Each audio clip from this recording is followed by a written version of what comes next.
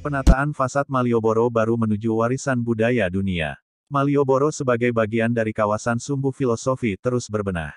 Fasad bangunan di kawasan itu ditata perlahan-lahan dan dikembalikan ke bentuk tempo dulu.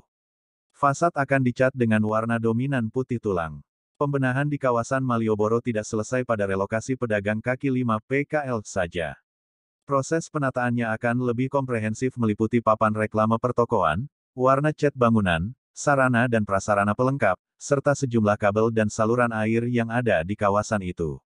Setelah PKL direlokasi ke tempat baru, wajah Malioboro memang terlihat lebih lengang. Apalagi bagian fasad bangunan kini lebih terlihat di sepanjang jantung kota Jogja itu. Proses penataan reklame pun dalam waktu dekat akan dilakukan agar fasad bangunan di Malioboro baru bisa terwujud. Fasadnya kan masih tertutup reklame dan belum kelihatan sepenuhnya. Kedepan akan dikembalikan fasad aslinya yang tertutup dengan papan nama dan pelang iklan sehingga fasad aslinya akan kelihatan, kata Kepala Balai Pengelola Kawasan Sumbu Filosofi, BPKSF, Dinas Kebudayaan DIY, Dwi Agung Hernanto. Menurut Agung, pengembalian fasad bangunan Malioboro seperti tempo dulu menjadi penting dalam pengajuan kawasan Sumbu Filosofi sebagai warisan budaya dunia. Dulu memang ada papan nama, tapi kan lebih kecil dan tidak terlalu mengganggu fasad bangunan. Intinya adalah fasad Malioboro lebih kelihatan, katanya. Dalam proses penataan fasad Malioboro, BPKSF telah merancang bentuk dan konsepnya untuk ditata. Pemilik toko di kawasan Malioboro juga dilibatkan dan berhak mengetahui proses tersebut.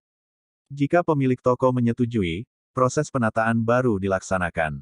Tahun ini baru 5 bangunan yang ditata karena dana terbatas dan sebagian juga ada yang ditata mandiri di beberapa toko. 5 toko itu dicat sesuai dengan perencanaan yang disetujui oleh pemilik, katanya. Agung mengatakan secara filosofis Malioboro merupakan salah satu bagian dalam tahapan hidup manusia yang kerap dilewati dalam perjalanan dari lahir menuju kematian.